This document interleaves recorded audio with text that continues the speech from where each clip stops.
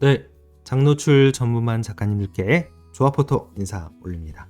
우리 어제 성산대교 북단에서 같이 야경 촬영했었었죠.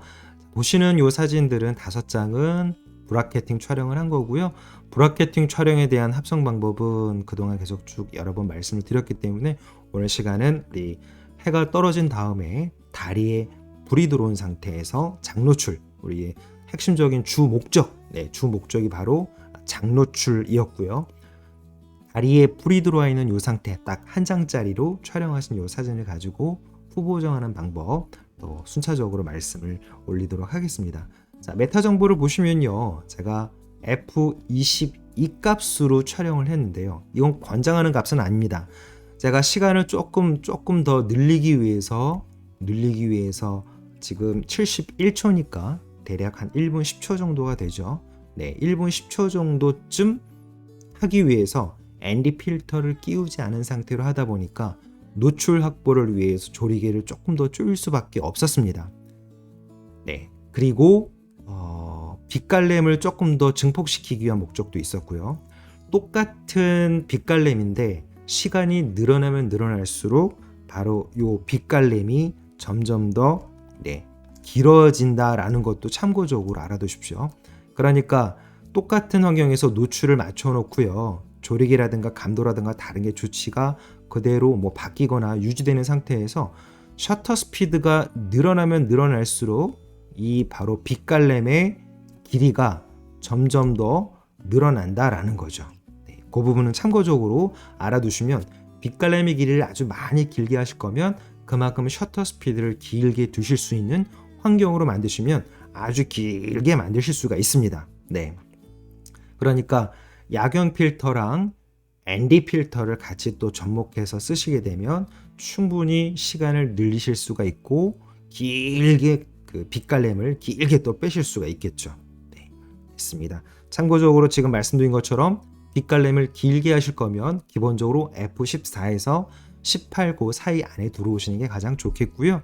더 실제보다 더 길게 늘어나는 느낌은 셔터 스피드를 길게 두시면 두실수록 더 길게 늘어난다는 거 참고적으로 알고 계시면 촬영하시는 데 도움이 되실 겁니다. 자, 일단 1차적으로 저는 비율을 맞춰서 좀 자르고 출발하겠습니다. 보시는 것처럼 자르기 도구에서 먼저 수평부터 기울어짐이 있는지 먼저 확인을 한번 하고요. 비율은 16대 9 사이즈로 꽉 찬 화면으로 할 수 있게 하겠습니다. 자, 끝까지 보고 엔터 누르겠습니다. 자, 필름 스트랩은 바로 이 자리입니다. 이 아래쪽, 이 자리요. 이 아래쪽을 켰다 껐다 하시면 작가님들이 사진을 여러 장을 카메라로 불러오셨을 때 아래쪽에다가 필름 스트랩을 이렇게 나열시켜 놓고 하실 건지 아니면 꺼놓고 한 장씩 하실 건지는 그때그때 작가님들 편의에 맞게 조정하시면 됩니다. 자, 일단 한번 자동화 값에 한번 맡겨볼까요? 여기 보시는 것처럼 위쪽에 바로 이 자동화 기능을 콕 클릭하면 카메라 로우가 전체적인 이 조정치들을 쾌적하게 밝은 곳, 어두운 곳 이런 거를 한번 만들어줍니다. 대신 만족스럽지 않을 때 이대로 무조건 가는 게 아니라 이 상태에서 추가적으로 2차적으로 조정을 하셔도 좋고요. 아니면 아예 작가님이 직접 조정하셔도 좋은데 방향을 어떻게 끌고 가야 될지 조금 약간 모호하다라는 판단이 되면 자동을 한번 선택하신 다음에 보여지는 결과물이 괜찮은지 보시고 그 후에 2차적으로 다시 조정하시면 더 좋습니다. 자, 밝은 영역 부분은 조금 더 끌어내서 붉은 기운을 좀 올리겠습니다. 흰색 계열 조금 더 증폭시키겠습니다. 자, 검정 계열은 이쪽 부분에 디테일이 붕괴되지 않고 보일 수 있도록 검정 계열하고 그림자, 즉 어두운 영역을 끌어내려서 이쪽에 있는 다리의 표면 옆에 측면판 요 철골 구조를 조금 더 보일 수 있도록 해 놓겠습니다. 그 다음에 아래쪽에 텍스처 명료도 안개 현상 제거는요, 이거는 자동화 기능에서 움직이지 않는 슬라이더입니다. 풍경 사진이나 이런 구조물 사진에서 강렬함이 좀 필요하시면 텍스처 명료도 안개 현상 제거 기능을 조금 끌어올리시는 게 좋고요. 제가 정해져 있는 정답은 아니지만 이렇게 일직선상의 텍스처, 그 다음에 명료도는 텍스처보다 좀 덜하게, 안개 현상 제거는 그보다 좀 덜하게 이런 식으로 라인을 맞춰서 하는 편입니다. 정답은 아니고요. 이 방법을 쓰는 이유는 예전에도 계속 몇 번 반복해서 말씀드렸습니다만 개조 손상을 조금 최소화시키면서 강렬한 사진을 만들고자 하는 목적이라고 말씀을 드렸었죠. 자, 색깔은 좀 더 강렬하게 조금 더 만들어 보고요. 아래쪽에 보시면 뭐가 있냐면 광학 부분에 보시면 프로필 교정 사용이라고 하는 부분이 있습니다. 네, 바로 요 자리를 클릭하시면 렌즈가 갖고 있는 기본적인 왜곡을 보정을 해줍니다. 자, 클릭하면 이렇게 보통 광각 계열에서 약간 볼록하게 되어지는 그런 배럴 디스토션이라고 하는 볼록 왜곡을 또는 오목 왜곡이나 볼록 왜곡이나 이런 식으로 스플 디스토션, 배럴 디스토션 이런 식으로 왜곡 현상을 어느 정도 단정하게 이렇게 잡아주는 기능입니다. 확대하셔서 보셨을 때 이렇게 보시면 렌즈의 성능에 따라서 이쪽은 녹색 색수차가 이렇게 지금 나타나 있고요. 이쪽은 보라색 색수차가 나타났습니다. 자, 이 상태를 제가 색수차 제거 이 부분을 딱 바로 이 자리를 체크하면 어느 정도 상쇄되는 부분을 보실 수가 있을 겁니다. 자, 그렇게 해서 일단 색수차까지 한번 상쇄를 시켰고요. 위쪽에 기본 조정에서 대비값도 조금만 더 올려가겠습니다. 강렬하게요. 그리고 이쪽에 있는 그레듀에이트 필터로 위쪽의 하늘을 조금만 더 무겁게 하겠습니다. 자, 이쪽에 범위는 천천히 없어지는 거고요. 노출 단계를 어떻게 두시는지에 따라서 강렬함의 차이가 있죠. 아래쪽도 다리 부분만 좀 증폭이 될 수 있도록 이 자리도 이렇게 좀 죽여 놓겠습니다. 네. 자, 이렇게 한번 조정을 했고요.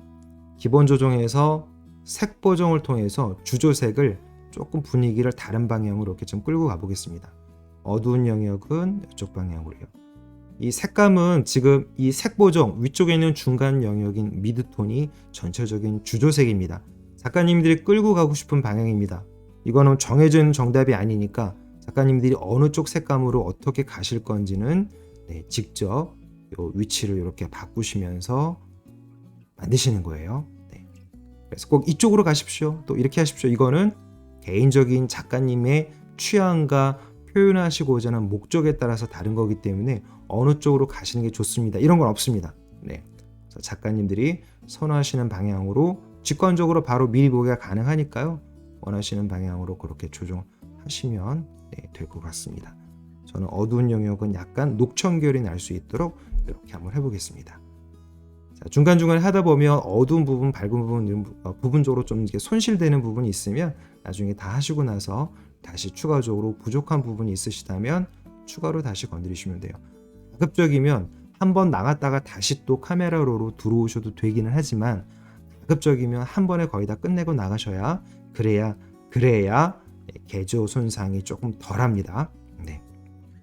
자, 붉은 영역 바로 이 색상 혼합 부분에서 광도 부분에 빨간색 영역 부분만 조금 더 이렇게 올려서 광도를 좀 더 증폭시켜 보겠습니다. 빛이 더 강렬한 느낌이 날 수 있도록 조치라는 거죠. 네. 자, 대비값도 조금만 더 다시 올리겠습니다. 네. 텍스처 조금 더 기본 조정 한 요 정도까지만 건드리고 나가는 걸 하겠습니다. 열기 하면 이렇게 들어옵니다. 색감은 제가 제일 처음에 미리 조정되어 있는 거랑 지금 보여드린 거랑은 조금 다르죠. 네. 자, 이건 비율은 아까 보여드린 것처럼 똑같이 16:9 사이즈로 되어 있습니다. 다 하시고 나서 마지막에 조치하셔도 되고요. 이건 16:9 사이즈를 이렇게 맞추겠습니다.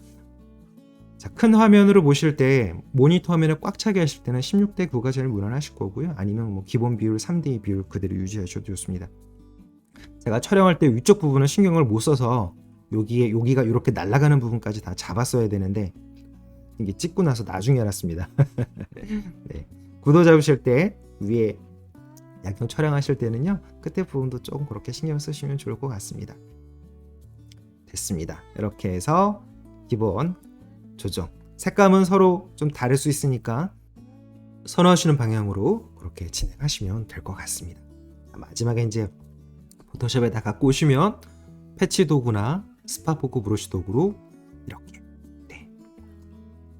아무래도 조리개를 좀 조여서 촬영하시다 보면 아무래도 이게 얼룩이 있을 수밖에 없어요. 아무래도 깨끗하게 센서 청소를 해도 몇 번 또 찍다 보면, 몇 번 또 촬영하시다 보면 또 얼룩이 있습니다. 네. 그리고 뭐 플레어 현상이라든가 그런 부분들이 있을 경우에 이런 식으로 다시 한번 조금 조정을 하셔야 돼요. 작가님들, 우리 현장에서도 말씀드렸던 것처럼요, 그 평화누리공원, 임진각 평화누리공원에서도 마찬가지였고요. 날개적 촬영하셨을 때, 그 다음에 이날도 제가 촬영하시기 전에 제가 렌즈 클리너 하나씩 드리면서 그 필터 앞부분 꼭 깨끗하게 닦고 진행하십시오라고 말씀드린 것처럼요, 사진이 선명하게 안 다른 건 다 좋은데 사진이 선명하게 안 나온다 그러면 필터 앞에 뭔가 이렇게 뿌옇게 깨끗하게 세척이 안 된 경우들이 상당히 많습니다. 별거 아닌 것 같지만 꼼꼼하게 필터 손 이렇게 기름 손 지문 묻지 않게 잘 관리하셔야 되고 세척 잘 하셔야 됩니다. 필터 코팅이 잘 되어 있는 고급 필터라도 절대로 렌즈 그 필터 앞부분에 손으로 만져가지고 뿌옇게 이물질이 묻지 않도록 신경 많이 쓰셔야 돼요. 사진에 지대하게 영향을 줍니다. 네. 자, 이런 부분도 이렇게. 자, 사이즈를 조금 한번 줄여 보겠습니다. 이미지 크기 이거를 풀 HD 규격인 1920, 1080으로 조치한 다음에 다시 한번 이렇게 보고요. 필터, 그 다음에 선명 효과에서 고급 선명 효과, 좀 쨍한 거 좋아하시는 작가님들은 100 내외 정도, 저는 한 50 정도만 주겠습니다. 자, 이 정도입니다. 아까 제가 보여드린 거하고는 좀 색감은 좀 다르죠. 네, 서로 이제 그 방향, 좋아하시는 색감은 서로 계속 말씀드린 것처럼 이 방향으로 하십시오라고 제가 지정해드리면 그거는 제가 올바른 안내가 아니라고 생각합니다. 각 작가님마다 선호하시는 색감, 또 전달하고 싶은 의미, 이거는 전부 다 다를 테니까요. 네, 됐습니다. 고생하셨습니다. 제가 다음 주 중에 다시 또 촬영하는 방법, 성산대교에서 라이브 뷰로 초점 잡을 때 수동으로 확대하는 방법, 이 부분은 또 카메라 설정에 대한 건 다시 한번 영상으로 또 안내를 드리도록 하겠습니다. 감사합니다.